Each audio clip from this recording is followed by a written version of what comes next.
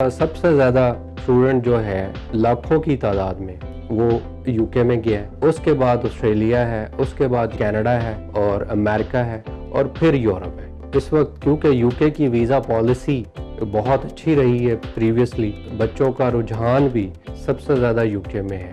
उसकी एक मेन वजह यह है कि यूके आपसे पूरे साल की फ़ी चार्ज नहीं करता, वो एक सेमेस्टर की फ़ीस चार्ज करता है। उससे ये है कि स्टूडेंट 6 मंथ की फ़ीस दे के ड्यूरिंग स्टडी वो अपनी जॉब भी कंप्लीट कर लेता है, तो वो अपने इतना कर लेता है कि वो अपने लिविंग एक्सपेंस जो है वो बियर कर लेता है। तालीम हासिल करने के बाद क्या स्टूडेंट उस मुल्क की शहरियत हासिल कर सकता है और इसका तरीक़ेकार क्या है? तो वर्क परमिट पे अगर आप 5 साल यूके में स्पेंड करते हो तो आपको 6 ईयर में आपको इंडेफिनिट स्टे मिल जाता है, तो वो अपने स्पाउस को भी, अपनी वाइफ को भी, या अगर कोई लड़की है तो वो अपने हस्बैंड को भी बुलवा सकती है। जी नाज़रीन, फॉरेन एजुकेशन एंड इमिग्रेशन के सेकंड एपिसोड के साथ मैं हूं नज़र हुसैन महबूब और आप देख रहे हैं चैलेंज टाइम टीवी। जहां से हमारा राब्ता ख़त्म हुआ था, जहां से हमारी बात का इख्तिताम हुआ था, वहां से दोबारा शुरू करते हैं और आपसे मिलवाते हैं राना इनामुल्लाह खान से। जी राना साहब, पिछले एपिसोड में हमने नाजरीन को बताया था कि वो फंडामेंटल उनको किस तरह जो है वो अपेयर होना है और किस तरह उन्होंने प्रोसेस करना है।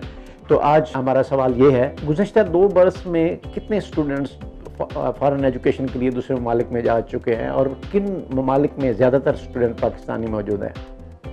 प्रीवियस आफ्टर कोविड काफ़ी जो स्टूडेंट्स हैं, क्योंकि बच्चों में काफ़ी अवेयरनेस है, क्योंकि जो आपकी लोकल यूनिवर्सिटीज़ हैं वो भी कुछ कम एक्सपेंसिव नहीं है, तो हमारे जो पेरेंट्स हैं या बच्चे हैं वो ये समझते हैं कि हम फ़ॉरेन डिग्री ले लें, या तो हम उधर ही सेटल हो जाएं या पाकिस्तान वापस आके अपने मुल्क की कौम की खिदमत कर सकें। उसमें उनको ये होता है कि वो अपनी तालीम भी कंप्लीट कर लेते हैं और वहाँ पे कोई एक्सपीरियंस भी ले लेते हैं और उनके पास एक फ़ॉरेन डिग्री भी आ जाती है। जो दूसरा आपका क्वेश्चन था, सबसे ज़्यादा स्टूडेंट जो है लाखों की तादाद में वो यूके में गया है, उसके बाद ऑस्ट्रेलिया है, उसके बाद यूके है, कनाडा है और अमेरिका है और फिर यूरोप है। तो इस वक्त क्योंकि यूके की वीज़ा पॉलिसी बहुत अच्छी रही है प्रीवियसली और बच्चों का रुझान भी सबसे ज़्यादा यूके में है, उसकी एक मेन वजह यह है कि यूके आपसे पूरे साल की फुल ईयर की फ़ी चार्ज नहीं करता, वो एक सेमेस्टर की फ़ीस चार्ज करता है।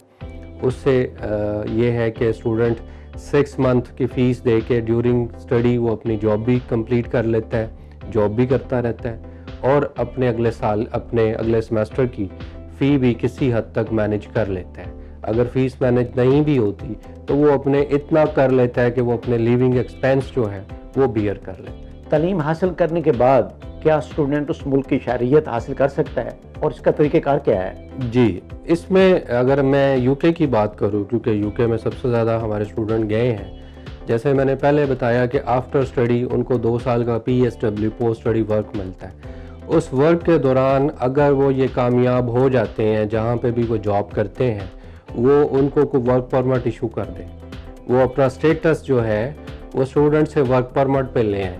तो वर्क परमिट पे अगर आप 5 साल यूके में स्पेंड करते हो तो आपको अगले 6 ईयर में आपको इंडेफिनिट स्टे मिल जाता है। इंडेफिनिट स्टे मिलने के बाद, इंडेफिनिट स्टे का मतलब है यूके की PR, तो आप लीगल हो जाते हो और फिर अगले साल ही आप उसको पासपोर्ट पे कन्वर्ट करवा लेते हो।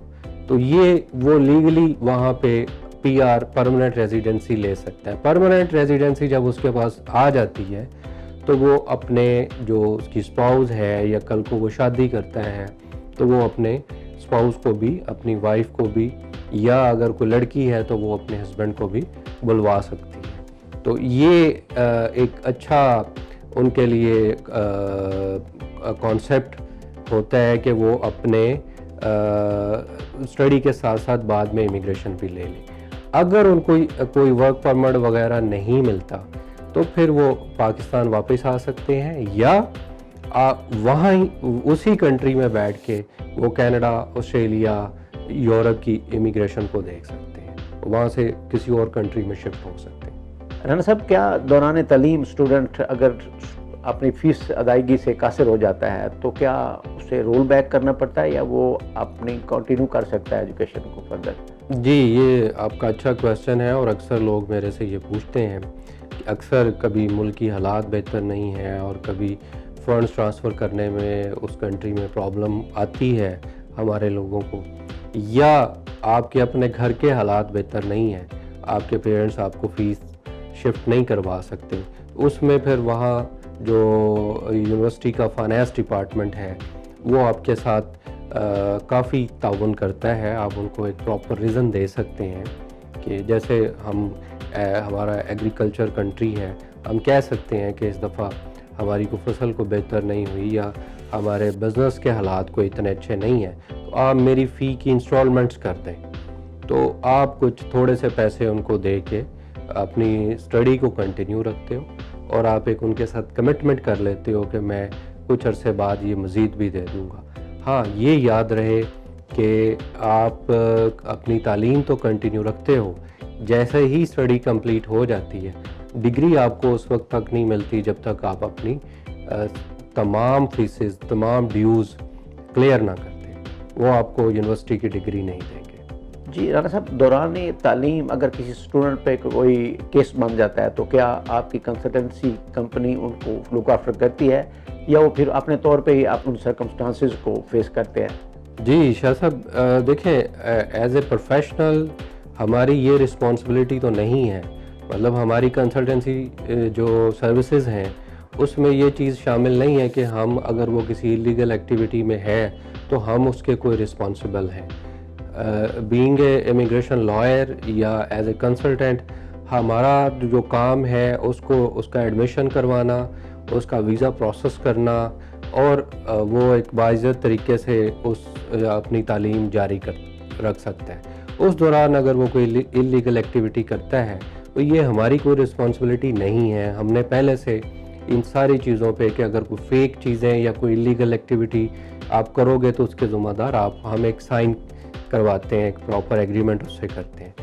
इसके साथ साथ अगर वो वहाँ जाके कोई हमसे रब्ता करता है कि जी मेरे साथ ये मसला आ गया है, या ना चाहते हुए वो किसी इलीगल एक्टिविटी में इन्वॉल्व हो गया है, तो मैं या मेरी टीम उसकी हेल्प ज़रूर करती है। हम वहाँ उनके लिए कोई लॉयर अरेंज कर सकते हैं, उनको किसी लॉयर का रेफरेंस दे सकते हैं, या हमारी जो कॉन्सुलेट है, पाकिस्तानी कॉन्सुलेट, उनसे रब्ता करवा देते हैं या उनको बता देते हैं कि ये बंदा मुश्किल में है तो इसकी हेल्प की जाए। फ़ॉरेन एजुकेशन के हसूल के लिए क्या मेयार तालीम दरकार है और स्टूडेंट को किस अहलियत का हामिल होना चाहिए? देखें, पाकिस्तान से जो मोस्टली स्टूडेंट्स बाहर एजुकेशन के लिए जाते हैं वो तो 12 इयर्स एजुकेशन के बाद जाते हैं। जो हमारी इंटर है या आई.कॉम है या ICS है या A लेवल है, उसके बाद वो बैचलर प्रोग्राम के लिए या फाउंडेशन प्रोग्राम के लिए वो उस कंट्री में शिफ्ट होते हैं। अगर किसी ने पाकिस्तान से बैचलर किया है और उसकी बैचलर की ड्यूरेशन जो है वो 4 इयर्स है, तो वो फिर डायरेक्ट मास्टर प्रोग्राम के लिए भी जा सकता है। और मास्टर करने के बाद अगर उसे कोई सुपरवाइज़र मिल जाता है किसी भी यूनिवर्सिटी में, तो वो PhD के लिए भी जा सकता है। और अक्सर लोग PhD के लिए जाते हैं, उसमें मुख्तलिफ यूनिवर्सिटीज़ के स्कॉलरशिप भी आए होते हैं। और हमारी जो HEC है पाकिस्तान से, वो भी अक्सर लड़के और लड़कियों को स्कॉलरशिप पे बाहर भिजवाती है। जी नाना साहब, फ़ॉरेन एजुकेशन के हसूल के बाद क्या पाकिस्तानी स्टूडेंट्स का फिर पाकिस्तान में मुस्तकबिल रोशन है? क्या यहाँ जॉब अपॉर्चुनिटीज़ हैं उस लेवल की जिस लेवल की उनको दूसरे ममालिक में मिल जाती हैं? नहीं, अगर तो उन कंट्रीज़ में उसके लिए कोई जॉब अपॉर्चुनिटी नहीं निकल रही, उसने पूरी कोशिश भी की है और वो वहाँ पे लीगल हो भी नहीं रहा, तो उसे ये चाहिए कि वो फिर पाकिस्तान वापस आ जाए। और हमारे मुल्क में भी प्रेफर किया जाता है फ़ॉरेन एजुकेशन को। जिसके पास फ़ॉरेन डिग्री होती है उसको हमारी लोकल यूनिवर्सिटीज़ से ज़्यादा प्रेफरेंस मिलती है। और बस थोड़ा सा ये है कि बच्चे के अपने अंदर थोड़ा कॉन्फिडेंस हो, और वो तो जब आप उस कंट्री में रहते हैं और जब आप सेल्फ खुद से सब कुछ करते हैं तो इतना कॉन्फिडेंस आपके अंदर आ जाता है कि आप पाकिस्तान में जो लोकल हमारी जो बिजनेसमैन हैं या कंपनीज हैं उनके लिए एक अच्छा रोल प्ले कर सकें। राना साहब, कहा जाता है कि फ़ॉरेन एजुकेशन के हसूल के लिए आइट्स करना ज़रूरी है। जो स्टूडेंट्स नहीं कर पाते, क्या उनके लिए कोई नेमुल बदल भी है?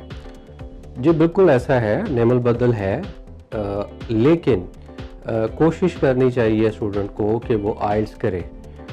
उससे बेनिफिट ये है स्टूडेंट को कि आइल्स करने से आलमोस्ट तमाम यूनिवर्सिटीज़ आइल्स को एक्सेप्ट करती हैं। वो यूके है, चाहे कनाडा है, चाहे ऑस्ट्रेलिया है, चाहे यूरोप है, मोस्टली यूनिवर्सिटीज़ आइल्स को एक्सेप्ट करती हैं। अब जो दूसरा आपका सवाल था कि आइल्स का नेमल बदल क्या है, आइल्स के नेमल बदल काफ़ी हैं। अब हम अगर यूके की बात करें, यूके में ऑक्सफोर्ड का टेस्ट है। यूके में अगर किसी ने ए लेवल किया है तो बहुत सारी यूनिवर्सिटीज़ ए लेवल को एक्सेप्ट करके उसको ना आइल्स करना ना कोई और लैंग्वेज टेस्ट करना है। इसके अलावा लैंग्वेज सर्ट है। इसके अलावा यूनिवर्सिटीज़ का अपना इंटरनल इंग्लिश लैंग्वेज टेस्ट है, जो आप किसी कंसल्टेंट के ऑफिस में या जो भी उस यूनिवर्सिटी को रिप्रेजेंट कर रहा है उसमें बैठ के आप वो टेस्ट करवा सकते हैं। तो लेकिन मैं अपने स्टूडेंट्स को ये रिकमेंड करूँगा कि वो आइल्स करें, ताकि आपके एडमिशन करवाने में जो आपका कंसल्टेंट है या आपका स्टूडेंट काउंसलर है उसको भी मुश्किल पेश ना आए, क्योंकि मोस्टली यूनिवर्सिटीज़ वो आइल्स को एक्सेप्ट करती हैं। अभी काफ़ी ट्रेंड हो गया है, एक और इसके पैरेलल लैंग्वेज टेस्ट चल रहा है, पीटीई। ऑस्ट्रेलिया में स्टूडेंट पीटीई को बड़ा प्रेफर कर रहे हैं। वो उनका ये ख्याल है कि पीटीई किसी हद तक आइल्स से ज़रा इजी है, और शायद वो ठीक भी समझते हैं, क्योंकि आइल्स थोड़ा सा मुश्किल है पीटीई की निस्बत। लेकिन मैंने ये देखा है, क्योंकि हमारा अपना भी इदारा है, हम आइल्स को प्रॉपरली हमारे डे में 5 क्लासेस होती हैं। जी नाज़रीन, आपने फ़ॉरेन एजुकेशन के हसूल के लिए इस प्रोसेस से मुतल्लिक आगाही हासिल की। यकीनन अब आपका नॉलेज अपडेट हो चुका होगा।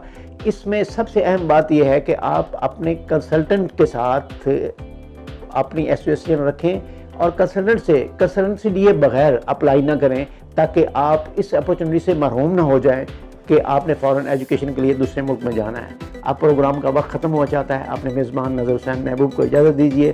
पाकिस्तान जिंदाबाद।